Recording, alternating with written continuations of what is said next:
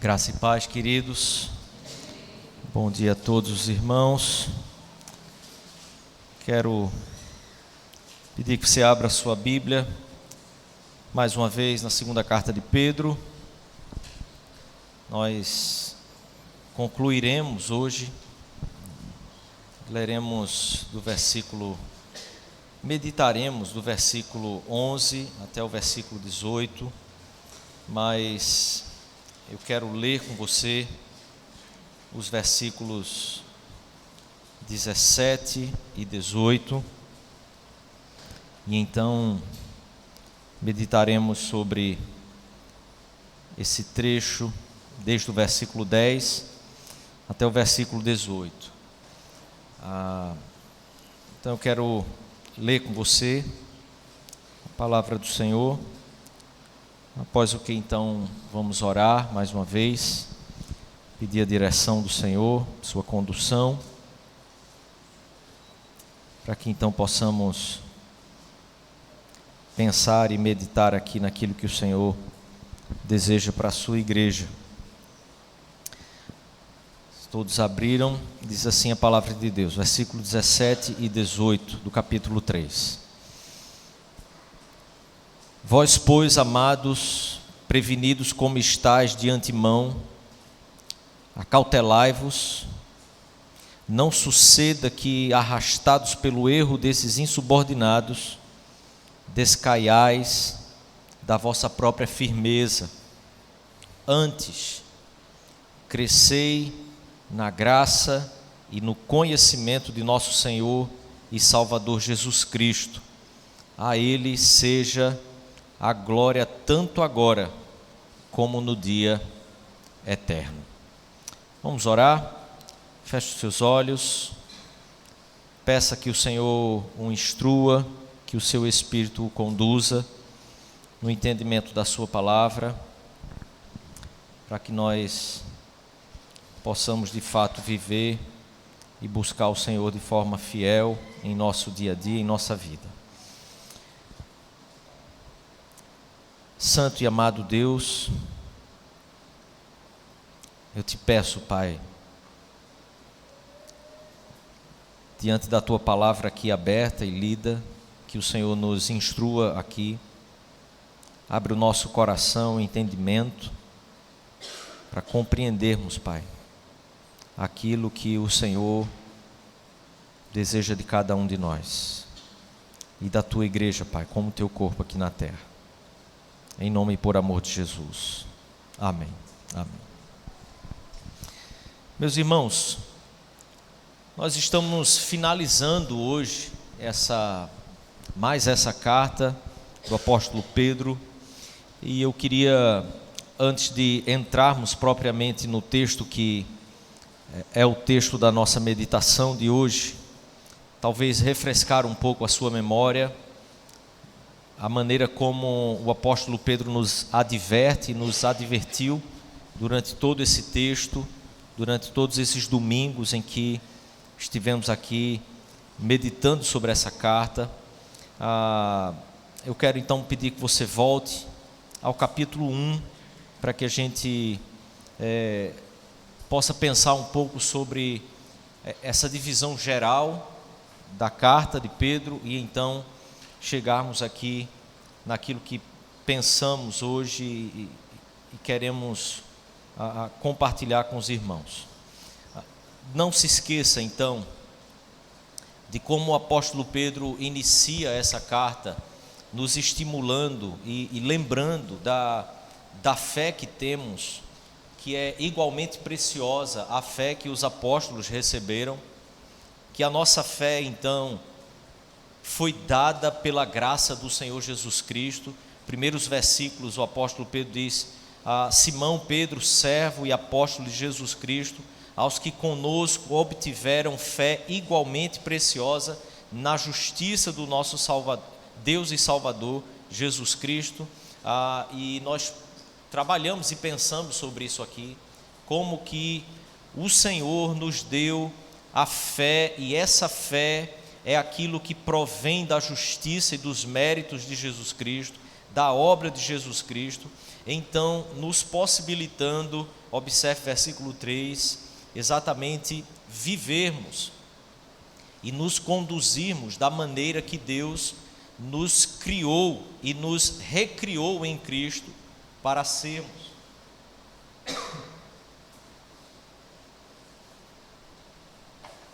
Perdão.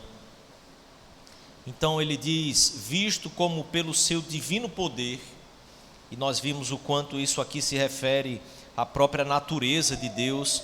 Então o divino poder é um hebraísmo usado aqui para falar sobre essa natureza grandiosa, santa, e que evita-se inclusive usar e falar do seu nome. Pelo seu divino poder nos têm sido doadas todas as coisas que conduzem à vida e à piedade, por esse pleno conhecimento. Versículo 4, então, ele diz, pelas quais nos têm sido doadas as suas preciosas e muito grandes promessas, para que por elas nós nos tornemos co-participantes da natureza divina. Como essa participação? Ele nos dá então essa participação na natureza, esse novo nascimento em Cristo Jesus, nos livrando da corrupção das paixões que há no mundo. E então o apóstolo Pedro inicia nos estimulando, nos advertindo de maneira constante, até chegarmos no capítulo 3, no final desse capítulo 3, o quanto nós precisamos reunir toda a nossa diligência e então associar a fé, a virtude, com a virtude o conhecimento, com o conhecimento o domínio próprio, com o domínio próprio a perseverança, com a perseverança a piedade, com a piedade a fraternidade, com a fraternidade o amor. O apóstolo Pedro então, a esses irmãos que estão vivendo na perseguição, a esses irmãos que estão vivendo desterrados, sem esperança, nas coisas que existem aqui no mundo, ou nos projetos que esse mundo possa entregar e oferecer a eles, o apóstolo Pedro está estimulando cada um desses irmãos a viverem de maneira diligente no crescimento. Não há como recebermos a natureza divina, não há como recebermos as virtudes de Deus em Cristo Jesus, aquele que é perfeito, e não vivermos de forma diligente, buscando esse crescimento cada vez maior. Não é um chamado então de Deus à nossa vida a vivermos num simples deleite ou numa simples comodidade, mas é um chamado gracioso a sairmos da nossa própria natureza e estado para vivermos então num esforço constante, sim, porém sempre confiados e dependentes da justiça que já há em Cristo Jesus. E por isso o apóstolo Pedro diz, todas as coisas já nos têm sido doadas para que nós sejamos então conduzidos por essa glória, por essa virtude, para que a gente possa viver na piedade. Então, vimos quanto toda a advertência que o apóstolo Pedro faz quanto aos falsos profetas, vimos como que o ensino dos falsos profetas é um ensino que, por causa da moralidade cristã, eles rejeitam então a doutrina cristã, que o rejeitar da doutrina cristã não é um rejeitar por discordar em si da sua própria natureza, da própria natureza do ensino, mas que eles rejeitam a natureza do ensino porque querem viver uma vida libertina, uma vida licenciosa, uma vida moralmente e eticamente completamente distante da pureza e da santidade do Senhor Jesus Cristo. O apóstolo Pedro trabalha então todos esses aspectos no capítulo 2, apontando especialmente aqueles que, seguindo a carne, andam em imundas paixões e menosprezam qualquer governo. Versículo 10, são atrevidos, arrogantes, não temem difamar autoridades superiores. Versículo 11, ao passo que anjos, embora maiores em força e poder, não proferem contra elas, contra esses governos, juízo infamante na presença do Senhor. E então ele descreve claramente qual é a natureza dos falsos mestres, dos falsos profetas, esses todavia como brutos irracionais, como animais de fato irracionais, naturalmente feitos para presa e destruição, falando mal daquilo mesmo que são ignorantes, na sua destruição também hão de ser destruídos. Então nós percebemos que dentro dessa realidade que o apóstolo Pedro então nos descreve, o ensino dos falsos profetas, dos falsos mestres, a vida dos falsos mestres, ou a vida daqueles que seguem o falso ensino, as falsas doutrinas, passa a ser uma missão kamikaze, passa a ser uma missão fadada ao fracasso. E o apóstolo Pedro descreve então como o Senhor Deus trará então a sua justiça, trará então a recompensa. Versículo 13 em diante, o apóstolo Pedro nos descreve toda essa recompensa, todo o juízo e toda a punição que Deus trará sobre aqueles que tentam difamar, que tentam olhar para a história, escrever e descrever a história de forma contrária àquilo que o Senhor mesmo nos ensinou e nos instruiu na sua palavra. No domingo retrasado, nós vimos então esse estado do mundo, a maneira como o mundo permanece, o mal que permanece no mundo, toda essa forma que nós vivemos aqui na terra, as destruições, as desgraças, todo o mal que de fato permeia a terra, e nós percebemos que a resposta de Deus para que todas as coisas permaneçam do jeito que está, na verdade é a própria misericórdia do Senhor, aguardando e nos dando tempo para que a gente possa então se arrepender, para que todos aqueles que pertencem a Ele possam vir ao arrependimento.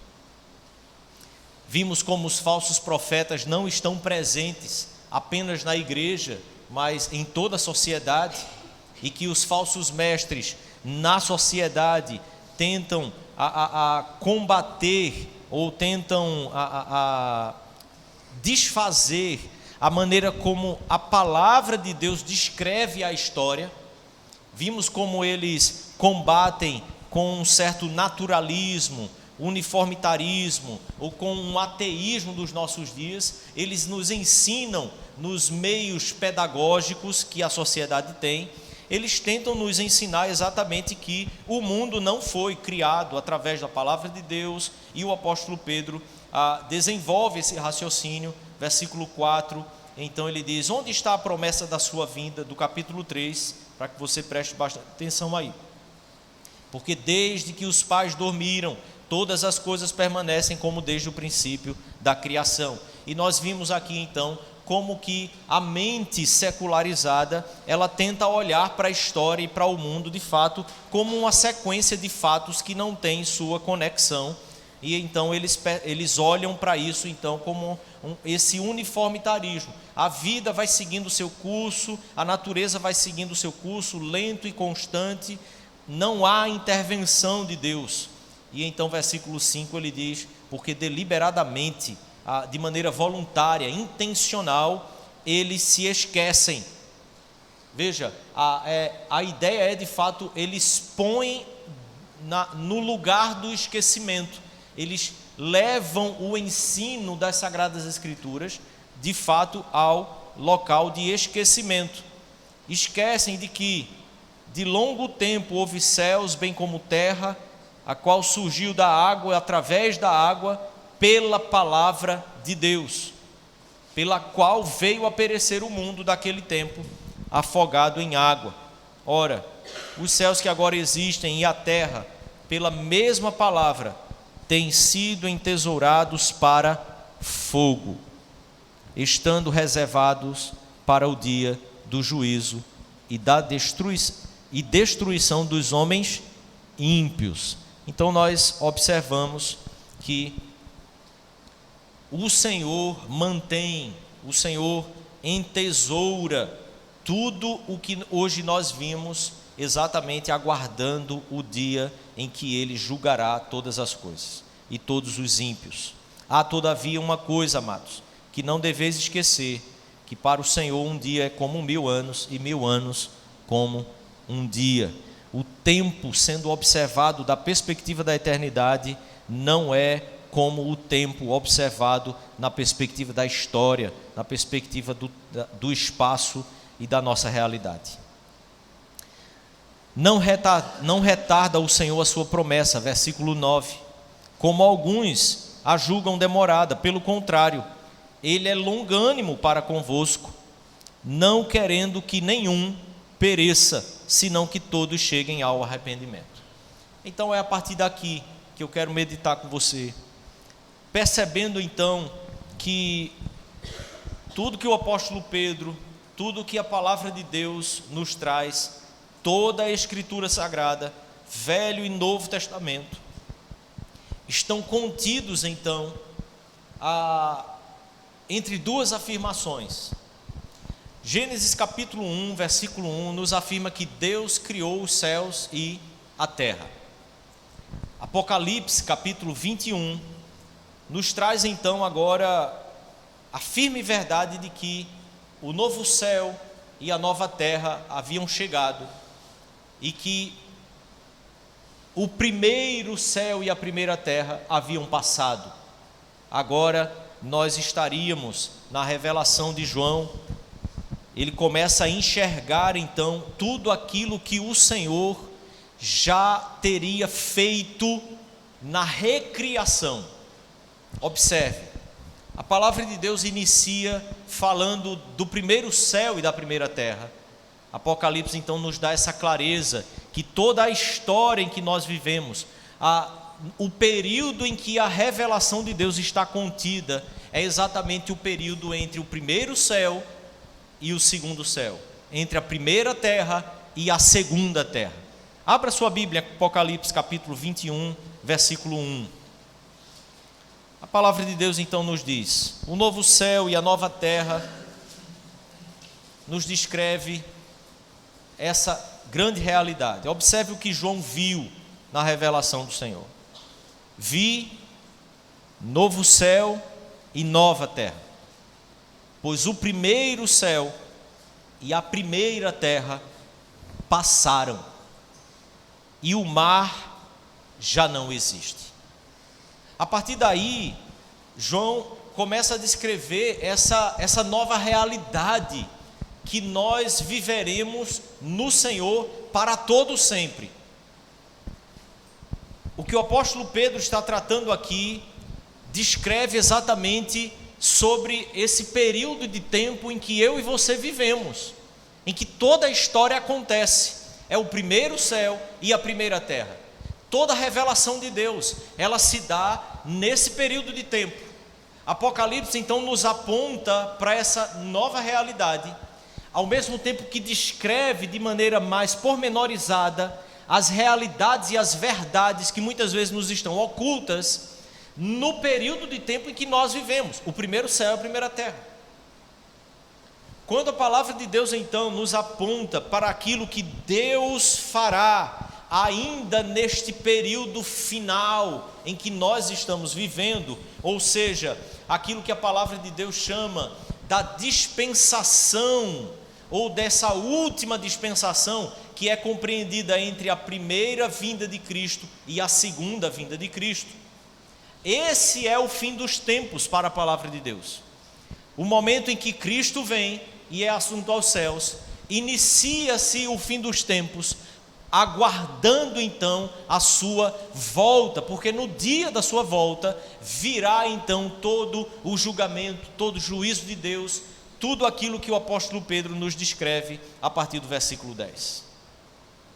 Espero que você compreenda então que quando falamos sobre a palavra de Deus, nós estamos tratando de um período de tempo em que Deus criou o mundo, em que o homem caiu e se desviou de Deus, em que o pecado superabunda então nessa humanidade, mas ainda assim Deus está intervindo e agindo na história, resgatando aqueles que são seus, redimindo aqueles que são seus em Cristo Jesus, para que então no final de todas essas coisas Ele volte e restaure toda a terra, todas as coisas.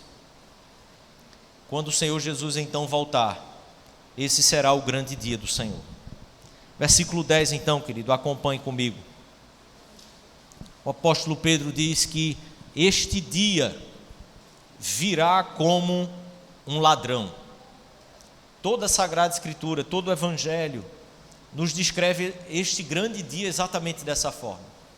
Nós não saberemos quando, nós não teremos como prever esses dias, quando aparecem homens na história tentando dizer o dia exato. Lembre, querido, são falsos mestres e são usados para que a palavra de Deus seja desacreditada diante da humanidade, diante da sociedade. A palavra de Deus nos insiste em dizer: este dia virá como um ladrão. Este dia nos pegará de surpresa. Esse dia não virá nos dando anúncios para que a gente venha talvez na falha do nosso coração, usar do tempo que nos resta para fazer aquilo que a gente bem quer, e quando estiver se aproximando o dia, a gente comece a se ajustar, comece a refazer algumas coisas e até mesmo se arrepender de algumas coisas. O Senhor não nos dá esse prazo exatamente para que a gente possa viver assim, como no versículo 17 e 18 o apóstolo Pedro nos diz: amados, prevenidos como vocês estão de antemão, acautelai-vos. Acautelai-vos. Assim deve ser então os nossos dias aqui na terra. O dia do Senhor virá como um ladrão, no qual os céus passarão com estrepitoso estrondo, e os elementos, observe a palavra que descreve, eu quero enfatizar isso, porque há falsos mestres em nossos dias, há na internet, há no YouTube, vídeos, excelentes inclusive vídeos, bem produzidos, que tentam descrever essa última parte do texto de 2 Pedro como um texto figurativo, como se isso aqui não fosse uma busca por uma verdade literal, mas Pedro está aqui tentando descrever de forma figurada como o Senhor julgará e terá a sua atitude diante de todas as coisas, no sentido de trazer aqui uma ideia de que Deus vai fazer com que todas as coisas voltem a ser boas. Observe, na história da igreja, no texto original, numa exegese feita pelo texto, não há indícios, não há resquício de qualquer coisa que seja, que possa trazer aqui alguma ideia de que a ação de Deus na sua volta, o juízo de Deus na sua volta, não seja de fato do jeito que está sendo dito pelo texto. Então, querido, observe o que esses falsos mestres estavam fazendo aqui na época em que Pedro escreve a carta à igreja do Senhor. Era tentar desacreditar do juízo, da volta do Senhor Jesus, desacreditando disso, porque havia 35 anos que o Senhor Jesus já havia prometido que voltaria, e como ele não voltou, então eles perguntam: cadê?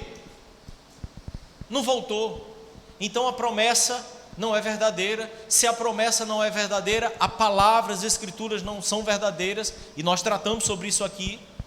E se então não há juízo, se a promessa não é verdadeira, se a palavra não é verdadeira, porque a promessa não foi, e ele diz que é a própria palavra, o raciocínio desses falsos mestres era então de que não haveria motivo para que a gente vivesse uma ética, uma moral, uma busca pela santidade, uma busca pelo crescimento, uma busca por uma comunhão com Deus, porque na verdade era tudo falso. Então agora, nos nossos dias, a tentativa sorrateira, lembre-se como Pedro descreve a maneira dos falsos mestres agirem no meio do povo de Deus, versículo 1 do 2º capítulo.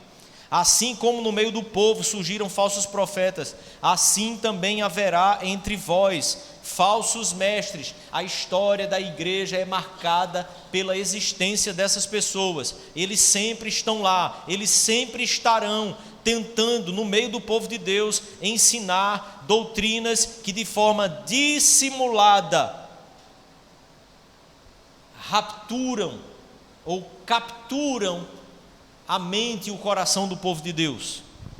É aquele tipo de ensino tão sutil e tão sorrateiro, que passa-se o tempo na história, e de repente quando alguém diz o contrário, você diz: mas eu sempre aprendi assim. Como se a nossa vida no tempo e no espaço pudesse testemunhar a respeito do sempre, a respeito do que sempre foi. O que eu e você muitas vezes sempre aprendemos de uma forma, 50, 60, 70 anos, querido, talvez aprendendo da mesma forma, ainda assim podemos ser surpreendidos, porque heresias e falsos ensinos, eles andam no meio do povo de Deus, e muitas vezes não sendo combatidos da forma que deveriam, mas chegando a raptar, a sequestrar de fato a mente e o coração de muitos. Mas há o tempo em que Deus nos dá de forma paciente, tolerante, benevolente, para que eu e você cheguemos ao arrependimento. Não se esqueça disso. Não use o sempre foi assim na sua vida, mas use de fato o assim diz o Senhor da palavra. Então o Senhor diz que todos os elementos, compreendendo aqui as menores partículas e as menores partes de todas as coisas, a palavra grega se refere a isso. Observe, os elementos se desfarão abrasados. O apóstolo Pedro quer usar aqui essa precisão, a maneira profunda, como que o juízo de Deus agirá de forma precisa, na menor parte de todas as coisas. E então depois ele diz de forma retórica assim: também a terra e as obras que nela existem serão atingidas. Absolutamente todas as coisas, e todas as coisas que nós produzimos. Observe que talvez o apóstolo Pedro não tivesse na sua mente os grandes edifícios, as grandes construções que agora no século 21 nós temos. O apóstolo Pedro talvez jamais imaginou uma Dubai, ilhas artificiais sendo construídas pela mão humana, mas ele não deixa escapar que absolutamente todas as coisas que existem na terra, todas as obras produzidas pelas mãos dos homens, serão atingidas na menor parte de todas elas. Então, como eu e você devemos viver? Como que o apóstolo Pedro estimula e orienta aquela igreja a viver? Versículo 11: visto que todas as coisas, então, veja qual o raciocínio que ele estabelece. Ora, visto que todas as coisas hão de ser assim, como descreve no versículo 10, assim desfeitas, visto que absolutamente nada, como tantas vezes ouvíamos no passado, daqui nós não levamos nada. O que eu e você vamos levar das obras que nós construímos aqui nessa terra?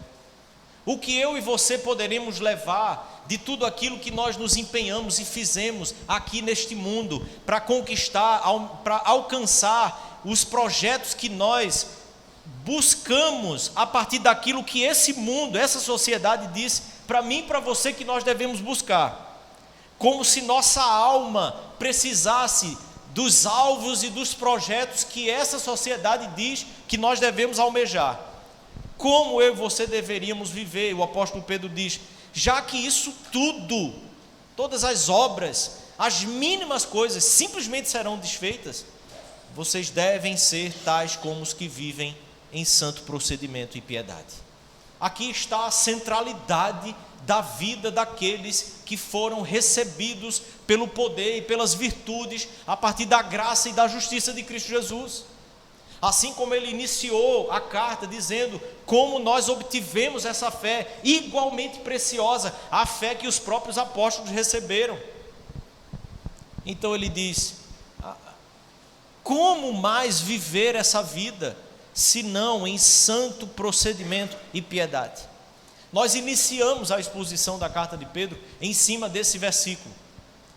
E pensamos então o que seria esse procedimento e piedade, exatamente como uma conduta ética que os falsos mestres estavam tentando dizer que não precisava viver dessa forma, uma conduta moral, uma pureza, uma santidade de vida, mas com essa piedade no coração, não como religiosos, não como apenas pessoas que vestem uma capa e uma roupa religiosa de obediência a Deus, porque esse Deus que vai julgar, prescrutar todas as coisas nas menores partes que elas compõem, que são compostas dela, esse Deus nos conhece dessa mesma forma, por isso, em santo procedimento e piedade, o apego, o amor, a devoção, o temor de fato no coração e na alma pelo Senhor e pela sua presença. Então, querido, chegamos aqui no trecho que talvez seja o que mais nos sirva para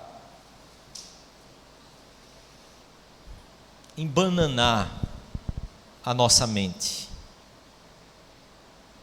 O apóstolo Pedro diz assim: viver nesse santo procedimento e piedade, esperando, aguardando, mas também apressando a vinda do dia de Deus. Eu e você apressarmos esse grande dia. Aquilo que eu e você fazemos, servindo como obra que acelera o processo, que acelera a vinda daquele grande dia. Você pode perguntar-se: mas como? Isso depende de mim? Essas coisas dependem da igreja? Mateus capítulo 24, eu peço que você abra a palavra de Deus, versículo 14.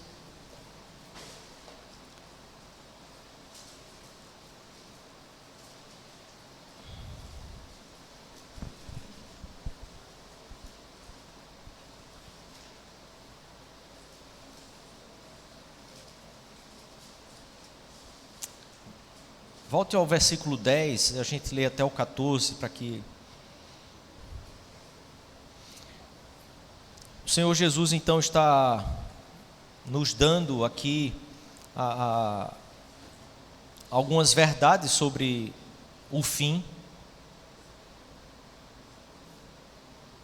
Então ele diz: nesse tempo muitos hão de se escandalizar, trair e odiar uns aos outros. Não esqueça, querido, a buscar de fato fidelidade à palavra de Deus causa exatamente esse tipo de coisa. Buscar andar em fidelidade fará com que muitas coisas comecem a ficar um tanto quanto confusas. Versículo 11, então o Senhor Jesus diz: levantar-se-ão muitos falsos profetas e enganarão a muitos. Observe, não serão todos que estarão livres desse engano. Muitos serão enganados. E então na carta de Pedro eu quero voltar depois a esse aspecto com você, mas observe: e por se multiplicar a iniquidade, o amor se esfriará de quase todos. Do que a palavra de Deus diz sobre amor, ou quando trata de amor, a quem deve ser primeiro o nosso amor? A Deus. Depois, ao próximo. E o parâmetro para amar ao próximo é o amor que eu e você já temos por nós mesmos, que naturalmente desenvolvemos. Esse amor que temos por nós mesmos, o zelo que temos por nós mesmos, é o amor que temos que ter ao próximo. Mas naturalmente nós não temos esse amor por Deus. Por isso, quando o amor se esfriará de quase todos, sendo que eles estão sendo enganados por falsos profetas, a ênfase desse amor aqui é o amor a Deus. E se você olhar de maneira honesta para a realidade da igreja no século 21, é uma igreja que ama as pessoas, é uma igreja que busca o amor das pessoas, mas que pouco enfatiza e busca o amor a Deus. O humanismo na sociedade, onde os falsos mestres estão lá também, que nos faz nos enganarmos quanto a essas verdades da própria história e de tudo o que acontecerá, faz com que a gente tenha sempre o nosso foco voltado para o ser humano, para o bem-estar do ser humano, mas pouco nos lembremos do quanto a palavra de Deus nos chama a amar a Deus acima de todas as coisas. Todas as coisas que foram criadas não são dignas de alcançar em nosso coração o mesmo nível de amor que eu e você devemos ter pelo Criador de todas as coisas. O amor então se esfriará de quase todos. Aquele, porém, que perseverar até o fim, esse será salvo. Perseverar como, querido? Perseverar no amar a Deus acima de todas as coisas. Essa é a base que fortalece absolutamente todos os passos da sua vida e da sua fé. Amar a Deus, a sua palavra, a sua revelação acima de todas as coisas, porque é esse amor que sustenta você apesar dos seus tropeços. Mas quando você começa a tropeçar no amor a Deus, todas as outras coisas passam a não servir de absolutamente nada. Não passa de idolatria, não passa de amor próprio, não passa de amor pelas coisas que Deus criou. Então ele diz: neste momento, neste tempo, neste período, será pregado o evangelho do reino por todo o mundo. E eu quero lembrar a você, no domingo passado nós tratamos exatamente sobre o triunfo do Senhor, a permanência desse mundo, mas esse triunfo de Deus. Meu irmão e minha irmã, Deus permanece realizando a sua obra, mas você não vai ver isso nos jornais. Isso a Globo não mostra. Já ouviu isso, né? Você não vai encontrar as notícias por aí estampadas nos jornais o tempo inteiro da quantidade de pessoas que estão se convertendo na China, a quantidade de pessoas que estão começando a buscar com mais fidelidade, com mais profundidade a palavra de Deus no Brasil. O que nós vemos é um tipo de evangelho ou de evangelicalismo pipocando por todos os lados, mas essas coisas que estão por baixo dos panos, que só a revelação de Deus é que pode abrir os nossos olhos para ver, isso nós não encontramos aí anunciado nas esquinas. Deus continua a realizar a sua obra, e esse período de tempo em que eu e você vivemos aqui, entre a ida de Jesus aos céus e a sua segunda vinda aqui à terra, é o que nós compreendemos como o fim dos tempos.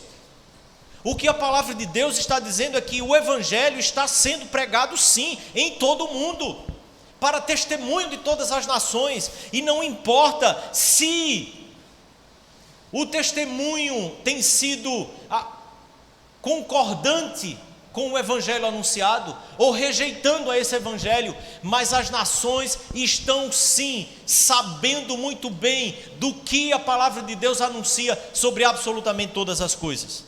Muitos estão rejeitando, mas muitos estão sendo alcançados e estão se curvando ao Senhor. Então virá o fim. E talvez você pense, esse fim é algo lá para frente. Não podemos compreender assim, porque o Evangelho está sendo anunciado. Mas o fato, querido, é que Mateus e Atos também nos dá essa ideia, no sentido de que o anúncio da igreja, a proclamação que a igreja realiza, é aquilo que efetivamente faz com que o tempo seja abreviado para a volta do Senhor Jesus Cristo. Sim, nesse sentido nós precisamos compreender o nosso trabalho, a nossa proclamação, o abrir a boca, é sim algo que abrevia esse tempo que nós estamos vivendo aqui. Homens e mulheres precisam se levantar, homens e mulheres precisam anunciar, homens e mulheres precisam compreender que foram chamados sim para proclamar o Evangelho do reino do Senhor Jesus Cristo, para que todas as coisas sejam de fato restauradas pelo Senhor Jesus. Mas eu quero continuar com você. Então, a vinda do dia de Deus, por causa do qual os céus incendiados serão desfeitos, a ideia de desfeitos é eles se derreterão, os elementos abrasados então se desfarão. O Senhor virá e de fato realizará toda a sua justiça como havia prometido. E no versículo 13 então o apóstolo Pedro nos lembra que nós não somos dos que temem esse dia. O Senhor não quer aterrorizar o seu povo com esse dia. O Senhor quer nos encher de esperança com esse dia, porque nós, porém, segundo a sua promessa, esperamos novos céus e nova terra, nos quais habita a justiça. A promessa que Pedro se refere é a promessa que toda palavra fez, toda palavra sempre se manteve fazendo.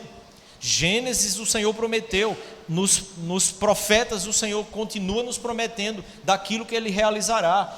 Isaías, Ezequiel, Apocalipse, todos nos fazem a mesma promessa: o Senhor fará novos céus e nova terra, o Senhor restaurará o seu povo, e o seu povo habitará com Ele eternamente. Por essa razão, pois, amados, versículo 14, esperando essas coisas, observe, o estado em que nós devemos viver aqui neste mundo, é esperando essas coisas. Empenhai-vos por serdes achados por Ele em paz, sem mácula e irrepreensíveis, e tende por salvação a longanimidade do Senhor. Após isso, o apóstolo Pedro abre novamente um parêntese, até o fim do versículo 16, tratando novamente sobre aquilo que os falsos mestres corrompem, distorcem. E eu acho lindo esse trecho, porque é um apóstolo citando um outro apóstolo. Como igualmente vosso amado irmão Paulo vos escreveu segundo a sabedoria que lhe foi dada, ao falar acerca desses assuntos, como de fato costuma fazer em todas as suas epístolas, as quais há certas coisas difíceis de entender. Isso aqui é para que eu e você possamos ler as Escrituras em paz, possamos ler a palavra de Deus em paz, sem aquela crise. Mas não estou entendendo, pastor. Continua, irmão, lendo. Continua. Então, assim, Pedro diz que Paulo era um cara que escrevia umas coisas realmente difíceis. São coisas assim, profundas demais. Mas observe, ele cita Paulo dessa forma, não para que a gente diga assim, Paulo era realmente o cara. Mas ele diz assim, nas quais há certas coisas difíceis de entender, que os ignorantes e instáveis deturpam. Sabe aquelas discussões que durante a história sempre se teve. Paulo fala sobre graça, mas Tiago fala sobre obras.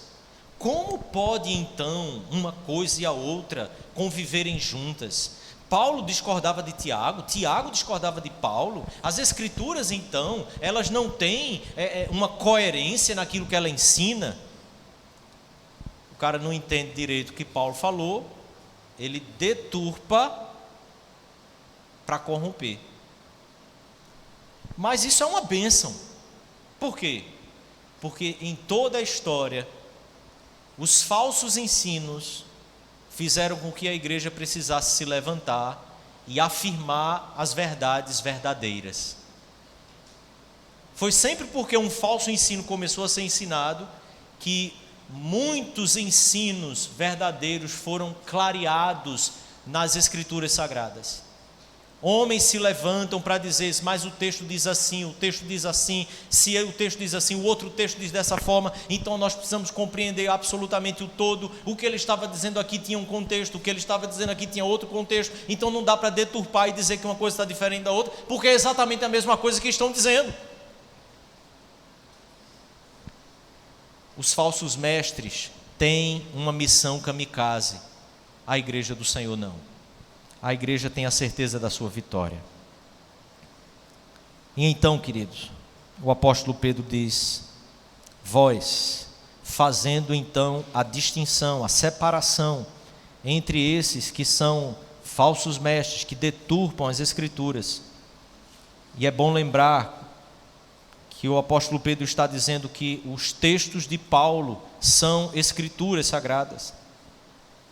Vós, pois, amados, prevenidos, como vocês estão de antemão, acautelai-vos, para que vocês não sejam arrastados por erro desses insubordinados, e por causa desses erros, como consequência desse sequestro, de como a heresia sequestra, e nós estudamos isso no 2º capítulo, vocês decaiam exatamente da própria fé, a fé que o apóstolo Pedro iniciou a carta dizendo: vocês receberam essa fé igualmente preciosa.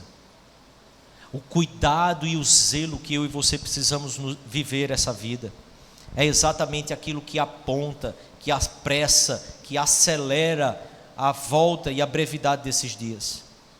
Antes, vocês devem crescer na graça e no conhecimento do nosso Senhor Jesus Cristo. O apóstolo Pedro então fecha a sua carta como um grande ciclo, em que ele parte de um primeiro ponto e ele discorre toda a carta para chegar novamente nas primeiras verdades ditas no primeiro versículo da sua carta. Observe que a ideia e a intenção do autor, quando se faz isso, o livro dos Salmos, muitos salmos são feitos dessa forma também, para que a gente possa compreender esse todo completo. Há uma ideia sendo passada aqui, querido, de que tudo o que foi criado, tudo isso que vivemos na história, há sim uma perfeição elaborada por Deus em tudo isso, e nada fugirá dessa completude, dessa perfeição que Deus criou para que todas as coisas fossem exatamente do jeito que elas são. Eu e você, como igreja do Senhor, devemos compreender que nós estamos no meio desse ciclo, que nós estamos vivendo exatamente essas verdades. Nós não podemos nos amedrontar, nós não podemos esmorecer, precisamos nos levantar, precisamos continuar, precisamos nos reanimar no Senhor, precisamos erguer-nos novamente, conforme o Senhor nos chama a vivermos nessa terra, de forma diligente, pregando o Evangelho, anunciando o Evangelho, entendendo que não há sentido neste mundo para as coisas que esse mundo constrói e chama eu e você a olharmos para ela, mas o único sentido que nos cabe ainda aqui nessa terra é exatamente compreender que o Senhor Deus voltará e vai derreter todas essas coisas para fazer delas de novo, e eu e você somos aqueles que precisamos anunciar o Evangelho da redenção, da justiça que há em Cristo Jesus, para que outros, e cada vez mais outros, possam também chegar ao arrependimento. É esse o sentido da nossa vida aqui. Quando eu e você construímos coisas, quando eu e você buscamos coisas, buscamos sobreviver, buscamos ter uma qualidade de vida melhor,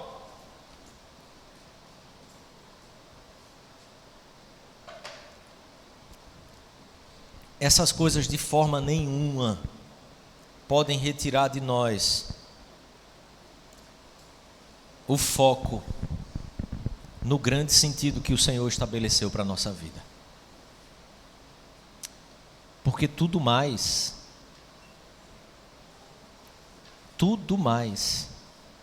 será atingido, tudo mais se desfará, para que então o Senhor possa fazer de novo.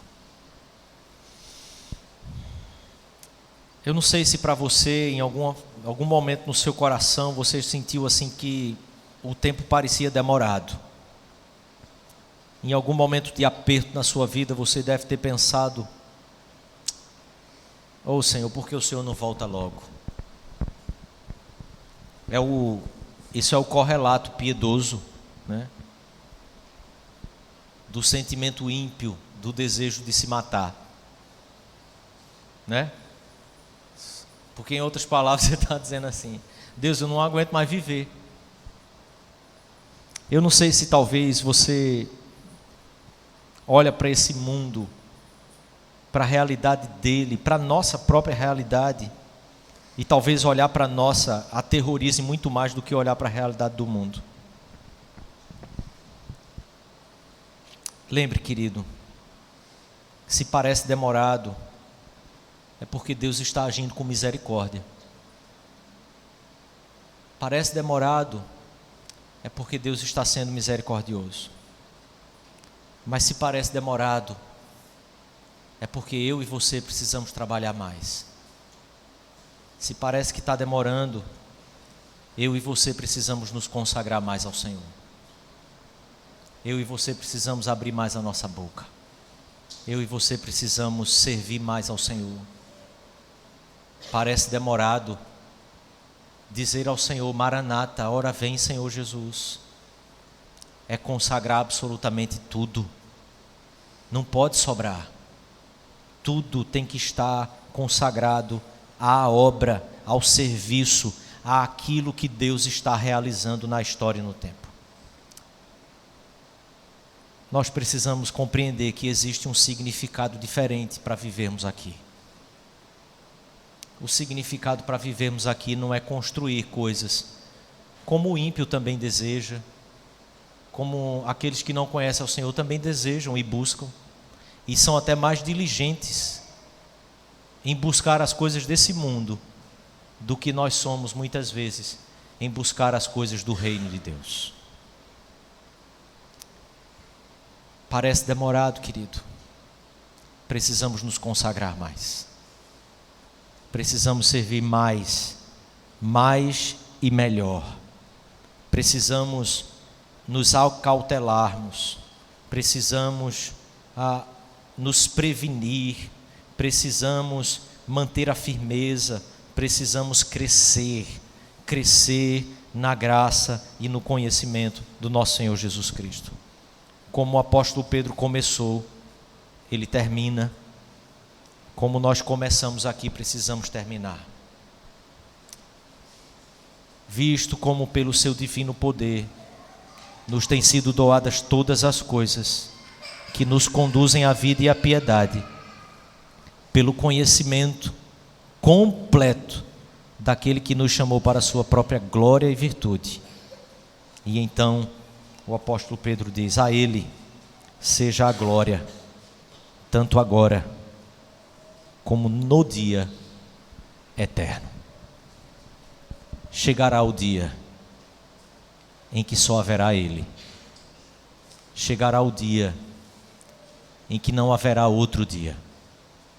Será sempre o dia eterno.